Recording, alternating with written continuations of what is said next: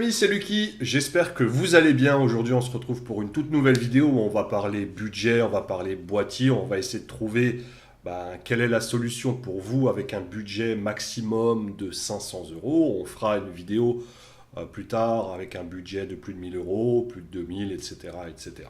Donc aujourd'hui je vais vous donner quelques points de comparaison entre différentes solutions qui ira du smartphone jusqu'à l'hybride, puisque jusqu'à 500 euros avoir un réflexe c'est un petit peu compliqué, à moins de trouver une vieille occasion, mais pour de la vidéo ça va être compliqué de faire quelque chose de sympa. Avant toute chose, avant de vous poser la question est-ce que je dois acheter ce boîtier pour faire de meilleures vidéos, la réponse est de toute façon non.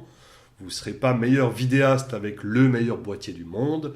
Commencez petit, commencez avec ce que vous avez déjà, comme un smartphone, comme une vieille caméra, etc. Entraînez-vous avec ce que vous avez déjà. Et si aujourd'hui le matériel que vous avez déjà ne vous convient plus, alors cette vidéo est faite pour vous, puisqu'on va parler de tout ce qui est possible de faire avec un smartphone, avec une GoPro, avec un hybride, etc. On va parler des smartphones, plutôt des photophones et ceux qui font essentiellement de belles vidéos. Alors, savoir quel est le meilleur photophone du marché, je pourrais en faire une vidéo entièrement dédiée parce qu'il y en a vraiment beaucoup et chacun a ses préférences. Mais aujourd'hui, je vous ai sélectionné un seul smartphone qui, je pense, est capable de faire beaucoup de choses et avec un budget qui est entre 350 pour du reconditionné occasion jusqu'à 500 euros. Donc ce smartphone, c'est le Samsung S9. Alors, outre ses caractéristiques photo et vidéo, on va parler de l'écran qui est très joli, qui est très défini. En général, les écrans OLED de chez Samsung font vraiment bien le taf. Pour un budget serré qui va entre 350 et 500 euros, je pense que ce smartphone vous sera vraiment d'une grande aide pour débuter dans la photo et surtout la vidéo. Alors, les avantages de ce smartphone. Alors, tout d'abord, il fait de la 4K. Alors, c'est pas de la vraie 4K. De toute façon, tout ce que je vais vous proposer durant cette vidéo, ça ne sera pas de la vraie 4K à plus de 4000 en définition. Ça sera de la 4K UHD, comme on l'appelle. Donc, pour ce Samsung, il fait de la 4K UHD stabilisée à 60 fps, qui est plutôt pas mal. Vous allez pouvoir faire des ralentis x2 en post-production. Il a une petite particularité. Chez Samsung, ils aiment bien avoir des capteurs un petit peu différents. Et celui-ci a une ouverture variable en photo qui va de f1.5 à f2.4. Donc on peut changer l'ouverture et avoir une petite profondeur de champ, donc un flou d'arrière-plan. Pour faire de meilleures vidéos avec vos smartphones, je vous conseille l'application Open Camera. C'est une application qui est gratuite sur Android. Sur iOS, on a Filmic Pro qui est une application payante. Je crois qu'elle existe aussi sur Android, mais c'est payant. Et par contre, avec ce genre de logiciel, vous allez pouvoir débrayer votre capteur, donc paramétrer les ISO, régler peut-être l'ouverture, pas sûr, sur ce Samsung, mais vu qu'il fait en photo, c'est peut-être possible qu'il le fasse en vidéo. Vous allez pouvoir régler l'exposition, donc la vitesse et les ISO dans ce cas-là. Autre avantage sur ce Samsung, c'est qu'il fait des super ralentis. Alors sur certains iPhones, à partir du 6S, peut-être avant, mais je sais qu'on pouvait faire des ralentis à 240 fps. Là, en l'occurrence, le Samsung propose un super ralenti à 960 fps. Alors, c'est pas en 4K, malheureusement. Ça va être très compliqué de trouver des ralentis avec une définition en 4K. Mais 960 fps en HD, donc en 720p, et jusqu'à 240 fps en Full HD, donc en 1080. Autre avantage sur le Samsung, vous allez pouvoir filmer plus de 2 heures, puisqu'il a une bonne autonomie, et puis qu'on est sur la batterie d'un smartphone. Les inconvénients du Samsung S9, c'est qu'il n'y a pas de 4K en façade, c'est du 2,7K, si je ne me trompe pas, et c'est pas stabilisé. Donc si vous voulez faire du vlog, si vous voulez vous voir pendant le vlog, pas de stabilisation, donc il faudra utiliser une perche, et encore, c'est pas forcément très bien stabilisé. Le meilleur moyen de stabiliser ces vidéos, c'est de prendre un stabilisateur ou un gimbal, tout simplement. Autre défaut sur le Samsung, c'est qu'il est limité en focale, c'est un équivalent 30 mm, si je ne me trompe pas, de toute façon tous les smartphones en général, sauf les derniers qui ont plusieurs capteurs, qui ont plusieurs équivalences, mais là on est en général sur du grand angle, sur du 30 mm en équivalence, c'est pas ouf.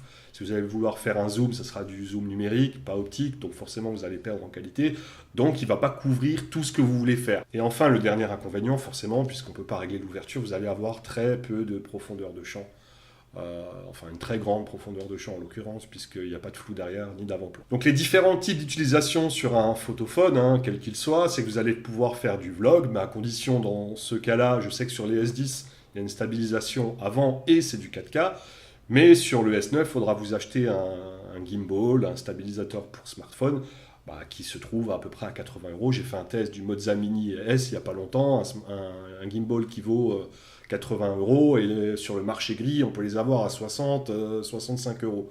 Donc voilà, il faudra rajouter un petit peu pour pouvoir faire du vlog. On va pouvoir faire des photos Instagram, puisqu'il a un bon capteur et une bonne dynamique pour un smartphone, et des plans originaux avec des super ralentis, etc. Autre catégorie, maintenant on va parler des action cam, donc de type GoPro. Alors on va parler de la GoPro 6, mais surtout de la GoPro Hero 7, et on va parler du DJI Osmo Action qui est arrivé il y a très peu de temps. On parle de GoPro Killer, alors bon, assez peu de recul finalement pour savoir est-ce que c'est un GoPro Killer, est-ce que c'est un concurrent de la GoPro? Oui, complètement, puisqu'ils font pratiquement la même chose, hein, à 2-3 exceptions près. C'est des très bonnes action cam. Alors je sais qu'il y a d'autres marques comme Xiaomi, je crois, qui font aussi des action cam, et puis il y a des GoPro chinoises, qui volent pas grand chose, mais ça existe. Mais aujourd'hui, on va parler toujours d'un budget inférieur à 500 euros. Là, en l'occurrence, la GoPro Hero 7 était à peu près à 400 euros à sa sortie. Elle est un petit peu descendue, on la retrouve à 300, 350 euros. Et pareil pour la DJI Osmo Action. Ça démarre à 350 euros. Alors les avantages des action cam, c'est très compact, c'est léger, donc vous allez pouvoir les emmener dans votre poche, dans un sac à main pour les filles, dans une sacoche pour les mecs, vous allez pouvoir l'installer dans une voiture, sur un vélo, sur un bateau, enfin voilà, on peut les accrocher à peu près partout. C'est de la 4K UHD stabilisée, jusqu'à 60 fps pour les deux, ils font des très beaux ralentis. Alors moi qui n'ai pas utilisé personnellement la DJI Osmo Action, je pourrais pas vous dire, mais d'après les tests et d'après ce que je vois sur YouTube, voilà, au niveau des ralentis, c'est pareil, hein, ça fait du Full HD en 240 fps, donc des très très beaux ralentis. Je sais que moi, sur ma GoPro Hero 7, je peux faire du 100 images par seconde en 2,7K, donc c'est plutôt pas mal. On peut cropper encore un peu dedans si en export 1080. Je suis en train de vous parler chinois certainement, mais pour ceux qui connaissent, voilà, de pouvoir cropper plus faire du ralenti, c'est plutôt sympa en post-production. C'est étanche, sans caisson à 10 mètres pour la GoPro et 11 mètres pour la DJI Osmo Action. Pour la DJI, je pourrais pas vous dire, mais je pense que la fabrication c'est à peu près la même. Mais en tout cas, sur la GoPro, c'est hyper robuste. Je l'ai fait tomber, je sais pas combien de fois. Vous pouvez la jeter par terre. C'est pas pour rien que c'est utilisé sur les drones FPV. Autre avantage de ces action cam, c'est que c'est polyvalent. Vous allez pouvoir faire toutes sortes de plans. Vous allez pouvoir accrocher un arbre pour pouvoir un plan original, le mettre sous une voiture, sur une planche de skate, etc. Donc c'est fait principalement pour faire des plans originaux. Et ce qui est intéressant, c'est que de base, vous allez pouvoir paramétrer un petit peu dans les menus, avoir un profil plat et pouvoir avoir une plus grande marge en étalonnage. Fait qu'on peut avoir un rendu assez proche de ce que pour voir avec les films de GoPro où, voilà, où on en prend plein la vue. Alors attention, hein, un petit bémol sur les films GoPro, j'ai appris dernièrement que ça a été que les publicités GoPro sont enregistrées avec des Harry ou des Red, je crois. Donc ouais, voilà, merci, mais voilà, c'est un peu la pub mensongère, tu vois. Donc voilà pour les avantages des action cam, pour ces deux-là en l'occurrence. Maintenant, on va passer aux inconvénients. Alors, premier inconvénient, en tout cas c'est le cas sur la GoPro, j'ai 4 batteries sur la GoPro. Pourquoi? Parce que l'autonomie est vraiment misérable. En même temps, c'est des action cam, elles sont toutes petites. Alors la mienne, je ne l'ai pas ici. Je l'ai prêté à Olivier Schmitt, hein, donc j'espère qu'il sortira bientôt son test. Il fera un test comparatif de la DJI Osmo Action en anglais, tu vois, mais la DJI Osmo Action, la GoPro, je crois qu'il y a aussi une RX0, enfin bref, ma GoPro n'est pas là, je lui ai prêté, donc il en fera très bon usage, j'en suis certain. Mais pour vous dire que l'autonomie est vraiment catastrophique, on fait vraiment pas beaucoup. 4 batteries, ça me tient une demi-journée, quoi, pour vous dire. Voilà, l'autonomie est vraiment pourrie. Deuxième inconvénient, c'est la taille des fichiers. Alors, moi, j'ai l'habitude de travailler avec des fichiers RAW et des fichiers en log. Pareil, je travaille sur du ProRes, donc les gros fichiers, ça me fait pas trop peur, mais pour quelqu'un qui découvre un petit peu le milieu de la photo, de la vidéo, vous allez vous retrouver avec des fichiers de 20-30 gigas, vous allez dire waouh, mais pour 5 minutes, 30 gigas, c'est énorme et tout, etc.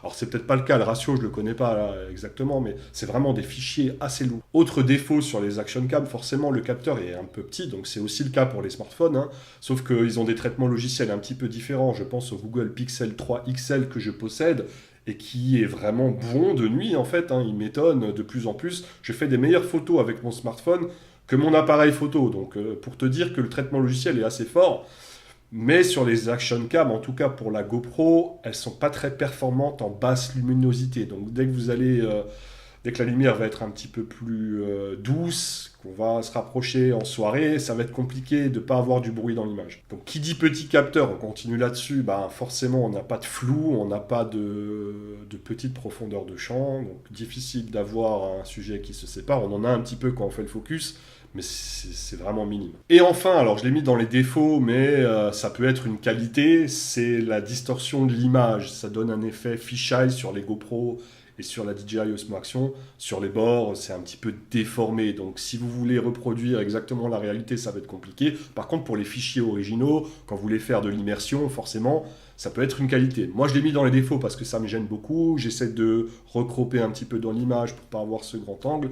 Mais voilà, ça en fait partie. Donc maintenant, pour quel type d'utilisation on peut utiliser les action cam? Alors à peu près pareil que sur les smartphones, sauf que là, on va pouvoir les utiliser si vous faites des sports extrêmes ou pour couvrir des sports extrêmes. Tout ce qui est plongée ou sport aquatique. J'en ai parlé tout à l'heure, mais tout ce qui est plans originaux, vous allez pouvoir accrocher votre cam un peu partout, en fait, pour avoir différents plans. Et ce que j'avais mis en défaut, ça peut être une qualité, et forcément, quand tu as un grand angle, ça peut donner un côté immersif. Donc une immersion en fisheye. Donc dernière catégorie, j'aurais pu vous parler des bridges, des compacts, des réflexes, mais en termes de budget, jusqu'à 500 €, on va parler uniquement des hybrides qui, je pense, va vous convenir amplement. Donc je vais vous parler de 2 boîtiers. Alors en termes de vidéo, je vais vous parler de 3 acteurs principaux. Il y a donc Panasonic, avec qui j'ai 2 boîtiers déjà.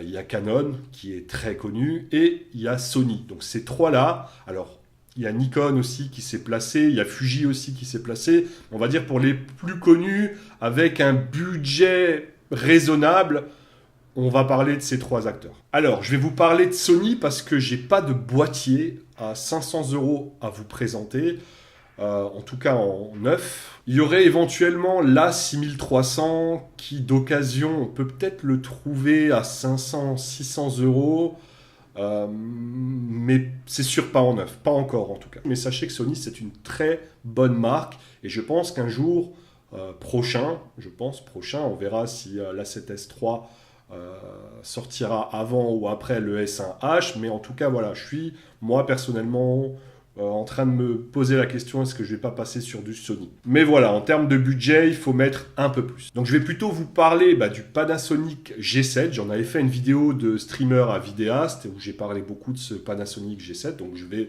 encore vous en parler. En termes de budget, on peut le trouver, alors attention, ça sent le marché gris, c'est une offre sur Rakuten, à 370 € en kit avec un 1445, je crois, je sais plus le kit, je connais pas trop ce kit et je peux pas vous dire si en termes d'objectifs c'est bon ou pas. En général, les objectifs de kit comme ça, c'est pas ouf. Je vous recommande plutôt d'attendre, il y a certaines offres. Parfois, je vous prends l'exemple pendant les French Days, il y a eu le G7 à 500 € avec l'objectif 1440. Donc c'est quelque chose que j'ai déjà eu en ma possession. Le 1440, c'est très polyvalent. Vous allez pouvoir faire de l'immobilier si vous en avez besoin.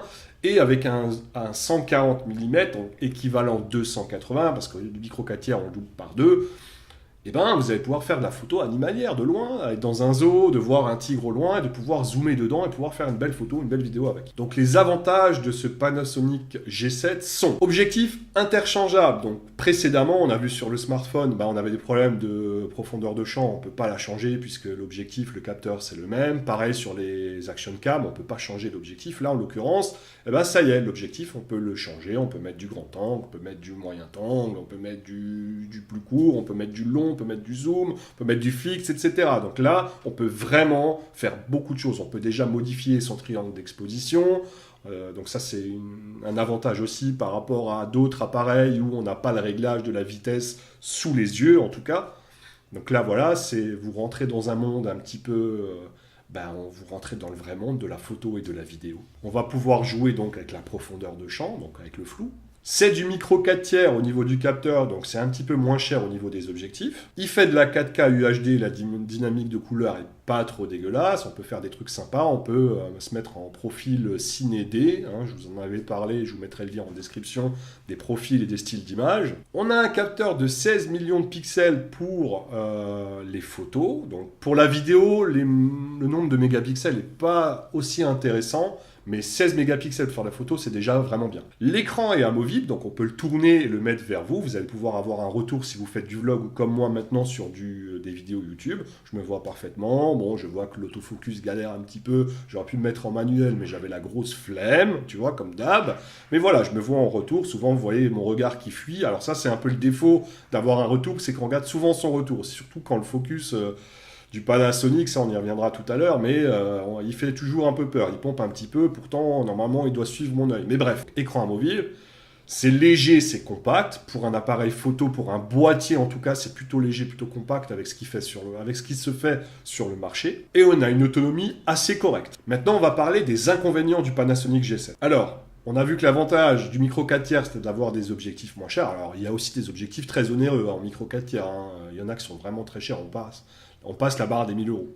Mais par contre, l'inconvénient du micro 4 tiers, c'est qu'en basse luminosité, alors il fera bien mieux qu'un smartphone et bien mieux qu'une GoPro. Mais par rapport à d'autres appareils, par exemple celui qu'on va parler tout à l'heure du M50, forcément, on a une montée en ISO un petit peu difficile. Autre défaut, le capteur n'est pas stabilisé. Alors là, en l'occurrence, moi j'ai un 1235 Panasonic, alors cet objectif est un petit peu cher. Je crois qu'encore aujourd'hui, il doit coûter dans les 1000 euros ou un petit peu moins, 900 euros. Il est stabilisé. Donc voilà, essayez de privilégier vos achats, d'acheter un objectif stabilisé sur ce G7. Vous avez une petite stabilisation, alors c'est sûr que ça bougera beaucoup plus qu'une GoPro hein, ou qu'un smartphone stabilisé, ça c'est sûr. Vous allez voir les micro-vibrations, ça va bouger un peu plus. Donc essayez d'acheter un optique pour compenser un objectif stabilisé. J'en parlais juste avant, l'autofocus du G7, mais de toute façon, Panasonic, en vidéo, en photo, ils se débrouillent plutôt bien, mais en vidéo, c'est vrai que l'autofocus, c'est pas fou. Alors, ils ont fait des mises à jour, ils font souvent des mises à jour sur les softs, mais c'est pas dingue. Encore maintenant, vous voyez qu'ils pompent en autofocus. Pourtant, je suis bien exposé, hein. Il y a une différence de contraste, mais ils galèrent en fait. Ils galèrent toujours un peu. Sur mon G5, c'est pareil. Sur mon GH5, pardon, c'est pareil. Donc, il faut toujours trouver des côtés positifs aux défauts. Donc, le défaut, c'est que l'autofocus est moyen, mais le côté positif, c'est que vous allez pouvoir faire vos mises au point manuelles et vous entraîner comme ça. Et enfin, dernier défaut, alors c'est un défaut oui et non, on va dire que c'est une fonction qui manque. C'est qu'on peut avoir des ralentis à 60 fps, mais seulement en 1080. Donc c'est un petit peu dommage, mais pour faire des ralentis x2 en post-production, ça peut suffire. Donc voilà pour les inconvénients du Panasonic G7. Maintenant, on va parler d'un autre boîtier, donc c'est le Canon M50. Alors il est peut-être un tout petit peu plus cher que le Panasonic G7. Moi j'ai trouvé une offre pareille sur Rakuten, alors méfiez-vous, c'est peut-être du marché gris, on ne voit pas la provenance. J'ai vu sur la Fnac, il y avait une offre qui était à 550 avec un kit sympa, mais c'était marqué provenance Hong Kong. Donc là, tu le sais que c'est du marché gris. Ça transite par l'Angleterre sans payer la TVA, etc. Donc c'est pour ça que c'est moins cher en fait. Mais donc, je pense qu'on arrive à le trouver s'il y a quelques promotions à 500 euros peut-être en kit, mais c'est sûr que nu, vous allez le trouver à 500 euros. Alors, on a toujours les mêmes avantages que sur le Panasonic G7, c'est-à-dire l'objectif interchangeable. On peut modifier son triangle d'exposition, on a tout sous les doigts. On peut jouer avec la profondeur de champ, donc le flou. Il y a de la 4K UHD, mais attention, on en reparlera dans les défauts, c'est un petit peu particulier. Alors celui-ci a un capteur APS-C, c'est mieux que du micro 4 tiers. C'est pas encore du plein format, mais c'est beaucoup mieux que du micro 4 tiers en termes de luminosité. Et bien évidemment, comme le capteur est un APS-C, vous avez une très bonne montée en ISO. Donc on a aussi un écran amovible, pareil, on va pouvoir le retourner et se voir en facecam. Contrairement au Panasonic G7, il a un autofocus qui est le dual pixel et je pense qu'aujourd'hui c'est ce qui se fait de mieux en autofocus. Ça fonctionne aussi en vidéo, donc c'est vraiment bien. Ça vous facilite beaucoup de choses, vous êtes sûr de rater beaucoup moins de plans qu'en focus manuel ou avec des autofocus un petit peu merdiques. Il a aussi une bonne autonomie. Alors, gros défaut sur ce M50, et c'est vraiment un gros point noir, c'est le fait qu'il crop en 4K. Donc le crop, en fait, c'est quand ça va bouffer un petit peu l'image, et au lieu d'avoir un équivalent 20 mm, on va plutôt être sur du 30 à 35 mm. Donc ça peut être vraiment problématique quand on veut avoir un grand angle, forcément la 4K, ça va vraiment cropper dedans, et on va perdre un petit peu en angle. La prise en main en mode vidéo est un petit peu bizarre. Quand on commence à toucher un petit peu sa vitesse ou l'ouverture, eh ben, ça vient interférer dans sa vidéo. On a des espèces de lag et des espèces de freeze pendant sa vidéo. Et ça peut être très problématique. Comme le G7, il n'y a pas de capteur, donc privilégiez les objectifs stabilisés. Alors forcément, c'est des objectifs pour des capteurs APS-C.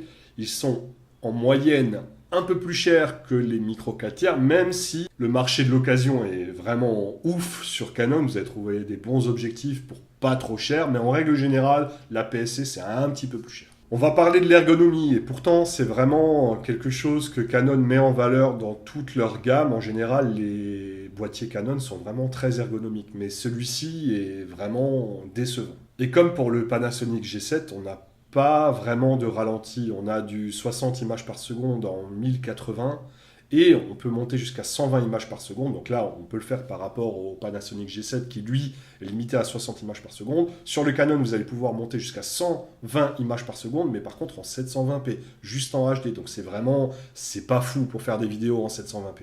Alors, les hybrides, pour quel type d'utilisation? Alors, vous allez enfin découvrir le vrai monde de la photo et de la vidéo. Alors, je dis pas que ceux qui font des photos avec leur smartphone n'y connaissent rien. On a des comptes Instagram qui sont tout simplement ouf, et c'est fait qu'au smartphone. Mais c'est juste que vous allez pouvoir faire vraiment des réglages, que ce soit pour l'exposition, la vitesse, l'obturation, le flou, etc. Ça va vous donner un côté plus créatif qu'avec un smartphone, forcément. Même si on peut être, et je le répète, créatif avec un smartphone. Comme c'est des objectifs interchangeables, on va pouvoir couvrir une plus grande plage focale. Donc on va utiliser du 15 mm, du 20, du 30, du 150, du 200 jusqu'à 600 mm. Donc on peut vraiment être large sur les choix de ces objectifs. On va pouvoir couvrir tout type de prise de vue grâce à ces changements d'objectifs. Et on va pouvoir faire des vidéos semi-pro. Alors je m'entends, vous n'allez pas pouvoir vendre vos prestations à tout le monde avec un hybride, un G7 ou un M50.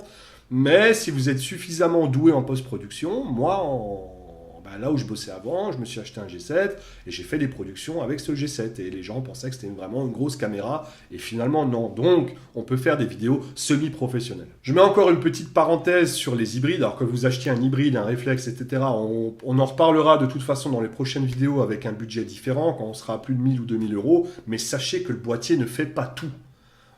Vous pensez que si vous avez la dernière caméra qui vient de sortir, vous allez avoir une image exceptionnelle. Eh bien non, le boîtier, c'est une bonne base, qui est de la 4K, qui a un framerate important, que vous avez une dynamique importante, c'est très bien, mais c'est l'objectif qui fait 75% du boulot. Donc voilà, j'espère avoir répondu à certaines de vos interrogations. Ma vidéo s'arrête là, j'espère qu'elle vous aura plu. N'hésitez pas à vous abonner si ce n'est pas encore fait, d'activer la cloche pour suivre mes dernières vidéos, le petit pouce bleu qui fait plaisir. Si vous avez des questions pour les prochaines vidéos ou sur cette vidéo, mettez-les-moi en commentaire. D'ici là, je vous souhaite de faire de très belles vidéos, de prendre de belles photos. Et surtout, ne vous ruinez pas, c'est tout pour moi.